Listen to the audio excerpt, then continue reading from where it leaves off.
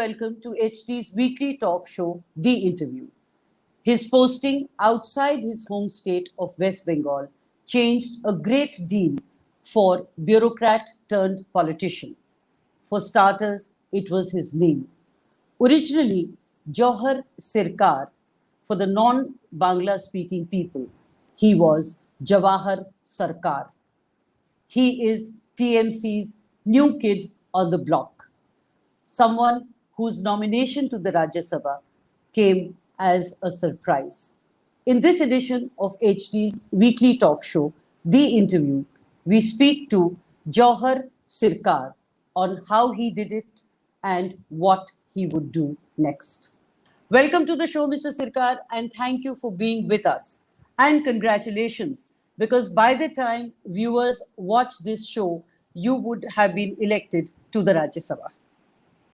Let me begin with probably what may be an uncomfortable question. You have no experience in politics. So, what would you bring to the table? That's interesting. I bring the outsider's perspective. That's the first thing. What outsiders feel about politics. Now that I'm in it, I'll have to adjust. Adjustability is essential, but it is not one of my strong points. I'll have to adjust, but I will remain a quintessential outsider. I would bring in what the people think, because though the political persons represent the people, there's a certain language in which these sounds are translated. There are often a few bytes are missed out, and it remains circulating within the people. And that has been a feature of all regimes. This regime has, of course, insulated itself from reality. It doesn't want to hear any sound other than the orchestra that it has arranged for itself. So its disconnect is much more. Many people would agree, but would not take the hassle to go and say and risk vindictiveness in saying so. You know, when you talk of risking vindictiveness, let me take you back to your tenure when Manish Tiwari and the Congress were in power, and Manish Tiwari was the INB minister. You were a mute spectator to Prime Minister Modi's interview being edited. Why didn't you? And you said it was an interference in operational autonomy. Why didn't you resign then? I had objected to it in writing, on WhatsApp. I came to know of it much later. As I say, all regimes insulate themselves. I came to know of it through Twitter. My fallout with Mr. Tiwari on that account, which came out in many papers, I'll send you the headlines, because what I am saying is something that I can prove. That suddenly he discovers autonomy, which is a nice way of putting things, that there's a fight between minister and secretary on this score, minister and CU on this score. I had put in my objection. I had said what I had to say, and a certain amount of it was reported. Not all, but a certain amount of it is reported and is there on record. So I refute it right at the beginning. But my question is, why didn't you resign then? Oh, then I had to resign at every step. I had differences with Mr. Tiwari going on for 1.25 years. So every step does not mean a resignation. And incidentally, if you want to ask me about this resignation, let me tell you, I've gone on record by saying that I felt very uncomfortable after a year when I found that I was being bypassed in most decisions. So when I felt very uncomfortable about all this, it's all there on record. This was 1 year after Mr. Tiwari's regime had gone, and 1 year. And 1 year was enough of a time. It was actually 2 years, because Mr. Modi took over in 2014. No. You resigned end of 2016. I'm clear. I had expressed my unhappiness after a year. Just after a year. My minister was Mr. Arun Jaitley, God bless him, a very tactful person who counseled that I sort of learn to take things a little more lightly, a little more reasonably. He said, yeah, you had this problem with Manish also. You seem to have problems with everyone. Is that true that you seem to have problems with everyone? Oh, well. There are bureaucrats who get along marvelously with all regimes. I envy them. They get along marvelously. There are bureaucrats who can go to any extent to please any regime. Problem with some of us is we see the line. So I did go to Mr. Jaitley, and Mr. Jaitley's group would know, and he counseled. 3 months later, I went to him again, and this time I offered my resignation. He kept it in his pocket, ordered for some chai, and he said a few nice things. You know, Jawahar, you're a butter chicken bong. I said, what does that mean? I said, you can't make up your mind whether you're a butter chicken Punjabi or whether you're a bong with high emotion score. This doesn't address my question as well. You said there are some bureaucrats who get along very well with the regime, and probably you've been out of line. But then, looking back, you seem to have done better than all of them because very few really landed in the Rajya Sabha. You have. I didn't do that as a bureaucrat. I did it well after I left the bureaucracy and let my heart out. And I have consistently said that even yesterday, it's been quoted, that all my ire is on constitutional provisions.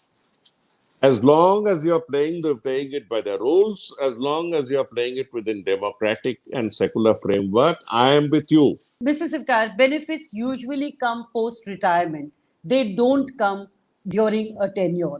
And yours, perhaps, as your critics say, was very well timed 4 months before retirement. So you had the best of both the worlds. I have gone to Mr. Jaitley after a year. That is 2014, they came to power. 2015, June, July, I've gone to him several times. You want to check up the records, you can go and check up. What I told a man who has died, you perhaps not know. But I know what I'm saying. And I had typed out. It's not a question of handwritten. In fact, Mr. Javadekar will also recall that when the regime came in 2014, I went up to him and said, I have a paper to give you. He said, no, we require your experience. And he kept me on. But asking you again, why 4 months before your retirement? And this is what your critics say is very smart and very well timed. I have a lot of fondness for my critics because they seem to be timing me. I wish I could take, some of them as Jehovah's Witness or Sakshi Gopal, as we call in Eastern India, when I went and offered my resignation. Do they know the date on which I had offered my resignation? Does anyone know? Does anyone know which date of which resignation was accepted? And I had offered my resignation not 4 months before. I had offered my resignation perhaps 14 months before. You were a known critic of the Modi government. Are you saying that ministers of his government persuaded you to stay despite that? The critic part comes in after I'm bereft of service rules. Please try to understand the timing. Any person who's covered by the service conduct rules of the IAS, the CSS, the IPS, or whatever, learns his house trained not to open his mouth in public. I was not a person who was branded with the BJP regime. There was a certain amount of branding that came with the Congress regime for no fault of mine. After a massive 6 months, 10 months, 1 year difference of opinion, I won't use the word fight. Difference of opinion was one of the most powerful, most visible Congress ministers. I was still called a Congress Dalal. So let's not bring in Delhi cocktail discussion and analyze it beyond the point. Delhi, remember, is full of sunflowers. Okay. Like all capital cities, London, Washington, there are so many sunflowers. They will move the way the sun moves. It's not their fault. Don't go and blame the sunflower कि आप सूरज की तरफ क्यों देखते रहते हो. इनकी आदत ही ऐसी है. Let us not take sunflowers too seriously. From Priyo Ranjan Das Munshi to Mamta Banerjee, it's been a long haul of, if I may use the word, political hobnobbing. Have you finally reached your destination? So I joined Mr. Das Munshi. He was nice to me, as every boss is supposed to be, and most of them were. He taught me a few ropes of what happens in politics and why decisions are taken. I was good enough, I was lucky enough to show him how the bureaucracy functions. It's a very beautiful relation, PS and Mantriji. But there again, I had a tenure of 5 years. He had a tenure of 5 years. I stayed 2 years. 2 years only. My critics perhaps don't know this part that I had 3 more years as PS with a Lal Batti Gadi and God knows what. I knew this. I knew that I could enjoy it for 3 more years. They would enjoy or whatever for 3 more years. I left then. There's a time to exit. So what you're saying is that you willingly kicked the benefits.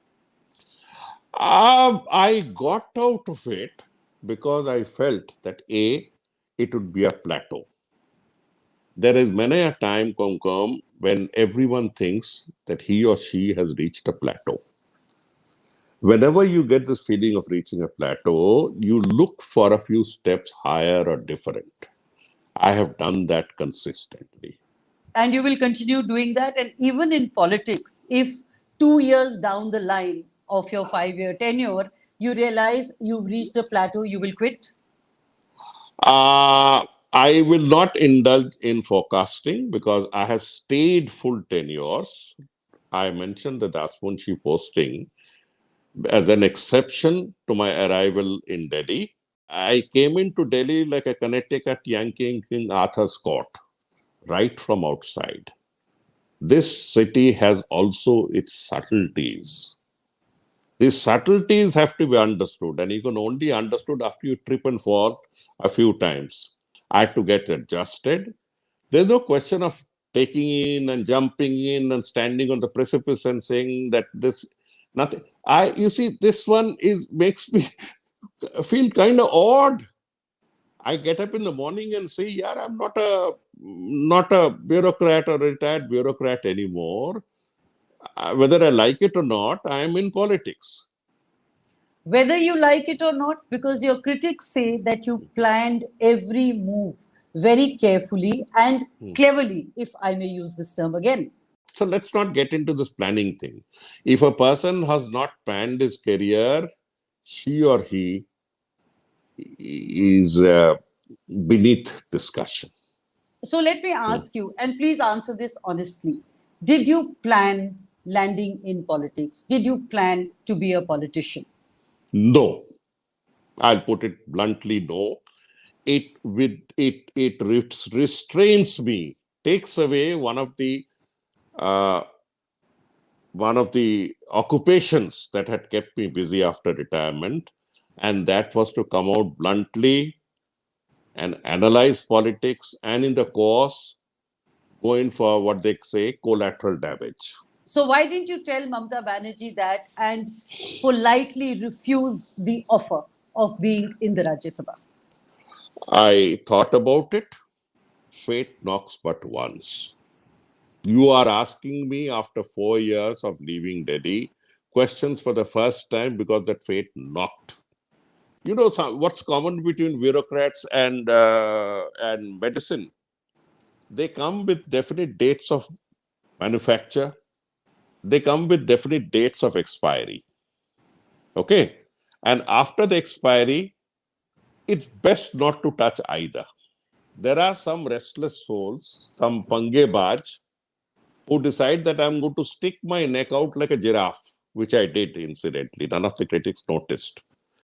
But coming back to why didn't you tell Mamata Banerjee politely that you don't want to do this? Because I didn't want to tell her. That's all. You are not, when fate knocks, it doesn't give you knock, knock, knock, knock, knock, knock, knock. It knocked.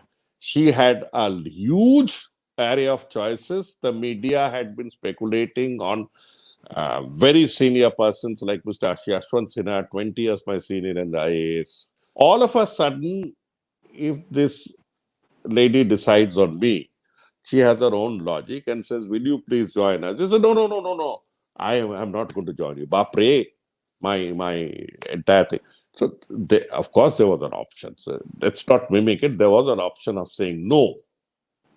But I go by instinct. I said yes. Point well taken. But let me ask you, you have more friends in the Congress, be it Sonia Gandhi, Dr. Manmohan Singh. Why this soft landing in the TMC and why not the Congress? Is it because this TMC offered you and assured a Rajya Sabha entry? The Congress does not exist in Bengal. They don't have a single seat. The left does not have a single seat. Let's be practical. There are only two parties in Bengal, the BJP, whose national level leadership I have been holding forth to accountability, as I put it. In their words, I have been criticizing them. Put it whichever way, it comes to the same thing. There was only the BJP and there was only the Trinamool. So, would I be right in concluding that it was power politics more than anything else which pushed you to go along with the TMC? I would put it that I wanted to be effective. The most effective organization right now is the TMC. Its effectiveness has been certified by the people of West Bengal. I'd be stupid if I ignored it and said that no, I will wait for some better certified party. Now, show me any other party with a better certificate than 48%. They have come on their own and said, would you like to join? All I did was to agree. B, about power politics. Well, if politics is the art of seizing power and the craft of retaining power, it is all about power. So there's no question of power politics because there is nothing called non-power politics. Fair enough. Mhm. You know, everyone has good and bad points. Purely objectively, would you tell me what are Mr. Modi's good points and what are Mamta Banerjee's weaknesses? It would be audacious on a person who's still a probationer in politics, if that's how they put it, who's still a probationer in politics to come and start adjudging X, Y, and Z. Mr. Modi is a very good speaker. Everybody knows he's perhaps the best orator we have had ever. And that is now a liability because he believes his own oratory. Miss Banerjee has her own style of oration, communication, and that has got her 48%. You didn't tell me Miss Mamta Banerjee's weaknesses. I've seen her at a distance. I may be in a position a year later to form opinions. You know, at the end of the day, I'm a plodding bureaucrat. You don't jump to opinions, you don't jump to headlines. You don't jump to headlines. So I would rather say that a year later, I'd be in a better position to answer this after I've understood the inner functioning, the inner compulsions of both leaders. Of both leaders. The slogan Khela Hobe has been doing the rounds. What are its political and national implications? The narrative was that Bengal is gone. It's as good as gone. This is when Mamta Banerjee said, Abhi khela baki hai. Abhi khela baki hai were encapsulated through those two words, khela hobe. Hobe means we'll have the game. Hoge. Hoge, abhi baki hai. It's a different way of said, khel abhi baki hai. Nationally, it means that there is hope. The other narrative that was doing is that Tina, there is no leader of any consequence, there is no one to challenge, and whoever challenges will go through Dainik Bhaskar route. You'll be raided. In fact, one of the part of the Bengal narrative was that, yeah, if you don't get an absolute majority, baki to hai na. They'll go the Pondicherry way, they'll go the Goa way, the Arunachal way. So everyone was prepared ki this is gone. This is gone. That is when she said, Khela hobe. This spirit of saying Khel abhi baki hai would do wonders for 2024. So, by what you are saying, Khela Hobe could also mean seeing Mamta Banerjee in the top position. As a probationer in politics, one does not go and decide for whoever is leading this thing. So I would know what goes on in their minds and what prompted. What I can see as a concerned citizen is that when everyone from Kashmir to Kanyakumari have withdrawn or have been made to withdraw, she stood up and said, Aao, the game is not yet over. Let's look at it that game. That game is not yet over. Or if you put it put it another way, the game has a lot of play left. Are the NHRC findings on violence in West Bengal an example of Khela Hobe? See, what exactly happened in West Bengal is what I have read from the papers. And I have read from the papers that there has been violence. Nobody is denying violence. That there have been TMC supporters who have been killed also. Also. And these TMC supporters were not killed by ghosts. So it leads us to the conclusion that they were both sides played. And then one side goes and screams that this is all over. They could not reconcile themselves to the devastating, crushing defeat. They have not yet. And from that day, when they went to the Supreme Court saying, topple this government, uncle, topple this government, because they've gone in for post-poll violence. I mean, this is adolescent. So, what is your view of the NHRC report on violence and blaming the state government for it, and also calling the TMC workers criminals and goons? What would you say to that? I have not gone into the depth of the NHRC report, but NHRC at the moment is currently headed by a person who has no credibility.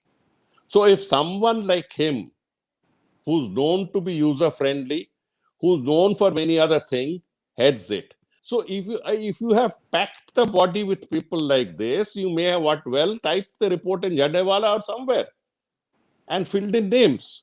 So these possibilities are there. I have not seen the report, and I'll not go and pontificate on everything that I don't know. But the general impression why Bengal whisked it away, it is not there in any news, any media, anywhere excepting a day or two, small item news. You know what I mean by small item news, is that the credibility of the body is very low. A. B. They knew that the BJP was desperate to keep its second narrative that president's rule is required. C. That a statement of such immature proportions before the Supreme Court saying president's rule is required to overrule the 48% of the people, the 56% anti-Modi vote required a substantive piece of paper to go with it. This is a substantive piece of paper. Since when have you known Ms. Mamta Banerjee, and how did this relationship develop?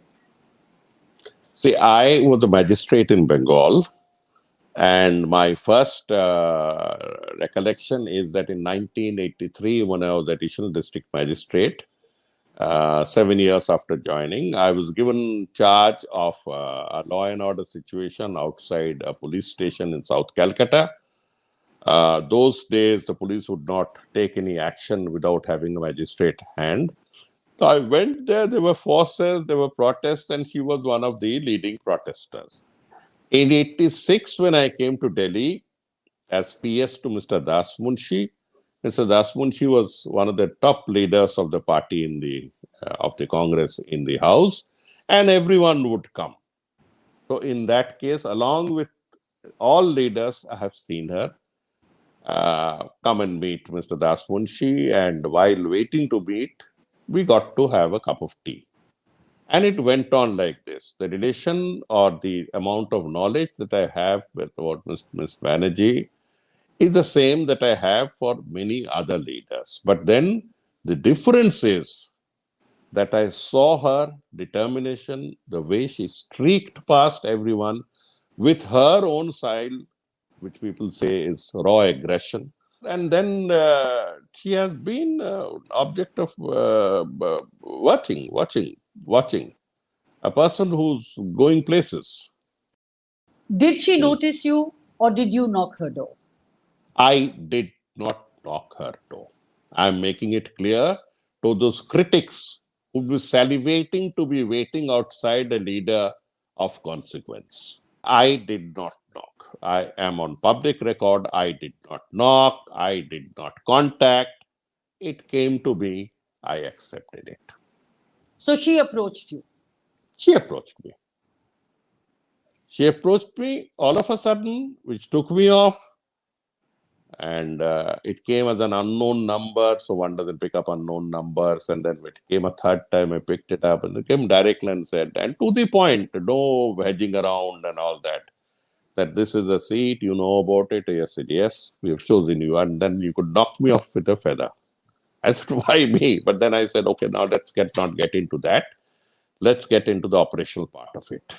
Has she rewarded you for garnering support of ex-bureaucrats who have consistently hit out at the policies of the Modi government, be it the Central Vista or the exit of Bengal's former Chief Secretary, Mr. Bandyopadhyay? I have no power over my colleagues, retired bureaucrats and others. Once you retire, you are on equal footing. This small group, which has now become quite a large group, consists of people who have like-minded. And I was surprised to see that so many of us have held and cherished these values of democracy, secularism, plurality, and others, and fair play, constitutional fair play. So we were together for a long time, and I was just one more of them. I would use the word semi-active. But I quit the day I was even within breathing range of politics, because I know that they are strongly apolitical, strongly non-political, and many No, of them. what about her rewarding you for bringing these people together? They have not said anything in her favor on record.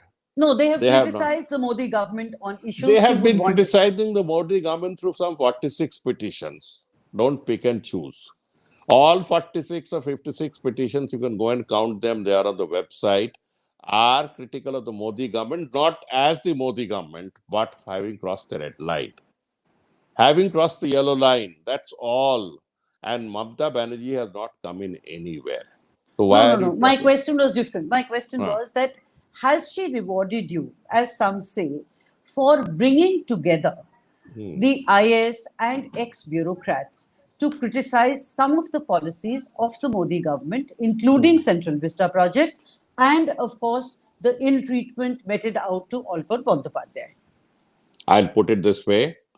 I have no influence on them, number one. They have come on their own. They don't believe in herds. They have come on their own, whoever has come on their own. I have been part of the bureaucratic herd. Far from leading them, I was a follower.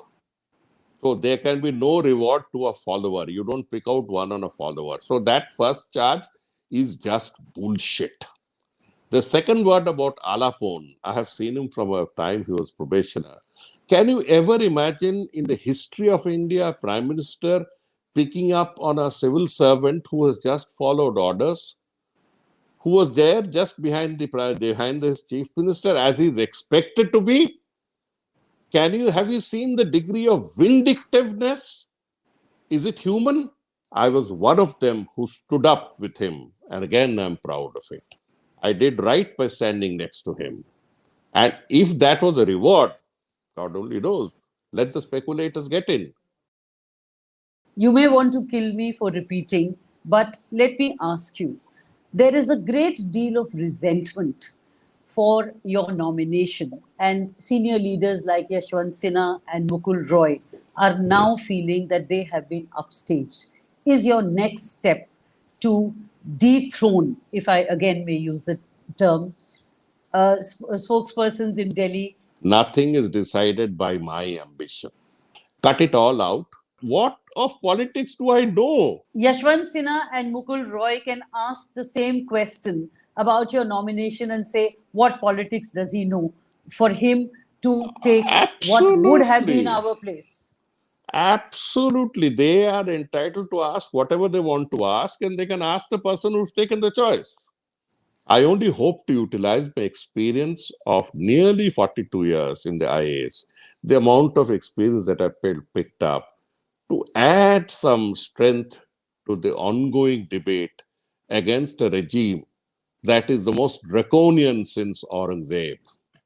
You are a critic of demonetization, and you had said, and I quote, black money is not just black money. It is about which angle you are looking from. Mr. Sirkar, this is like saying dishonesty is not dishonesty. It depends on which angle you are looking at. What does this mean? And how do you justify this statement? I know the micro, this cottage sector, the small scale sector, and I know that all their transactions are in cash. All their transaction in cash because it's a one-man unit that employs 3 more persons. Alone, the MSME sector contributes 90 to 95%. All the economic studies have said 90 to 95% of India's employment. For all its stock exchange, for all its glitzy glass and concrete offices, the corporate sector produces just 5% of the jobs. So, what is the And point the, you're making? and the point that I'm saying is that if you want to criminalize every operator, every person who has provided employment because he deals only with cash. He deals with cash because he does not want to go and face a babu. He doesn't want to go to a bank. He has no time to waste one day in the bank. If the bank could come to his doorstep, things would be different. So 95% of the employment of India depends on the MSME sector, which was destroyed in one stroke by a person who just does not understand how these operate. So what is the black money you're talking of? What is the angle? Are you going to penalize the entire small scale sector, the MSME sector, because they deal with cash? That's a single point I'm making. About Prime Minister Modi, you said he tells a doctor what is wrong with a doctor. Will you elaborate and explain this statement, please? You see, having worked with a very decent gentleman called Dr. Manmohan Singh, having seen other prime ministers and other chief ministers at close quarters, because that's our job, they looked up to us for a bit of experience on this score. That you have gone through it for years, why don't you tell me? Whether they listen to us is a different question. They will ask us, number one, our analysis. So as a professional, I had compared it with the doctors. As a professional, the doctor listens to you, the doctor looks at you, and doctor tells you what is wrong. But here is the person who tells the doctor what is right and what is wrong. So why have professionals around? You also said that you would criticize with what is called domain knowledge. What is it about Mr. Modi that you know and the others don't? Whatever part I dealt with, I know. And I know that there are many, many things he doesn't know and he doesn't want to know. He doesn't want to know. He would simply say, ek, do, teen, ye kar do. Bas, khel khatam. There's no question of, then why did I work for 4 decades to reach a stage when it's a one-way traffic of what is to be done? Why don't you just hire somebody from the private sector or any sector or get somebody from the party and tell him, isko karna hai. Sham tak mujhe report karo. The BJP has said about you that he lacks balance and is someone who spreads negativity. What would you say to that? I thought they were describing themselves. Are you sure it's about me or they were self-analysis? Let me end with a quiz and let me give you 4 options. You were handpicked because A, you fit the image of a Bhadralok. B, you mostly wear dhoti kurta and that too in a traditional way. 3, you fit the Bangla Jamai Babu image. And 4, you are anti-BJP. None of them are true. None of them are true. What I wear is nobody's business. It is for them to see. And what I wear socially, I love to wear a dhoti. I love to wear a dhoti. So why were you handpicked? Out of these 4, why were you handpicked? Oh, I would not know. I mean, you have to ask the hand that picked it. Mr. Sirkar, thank you very much. Thank you for your time and thank you for answering all the questions. Thank you. Thank you.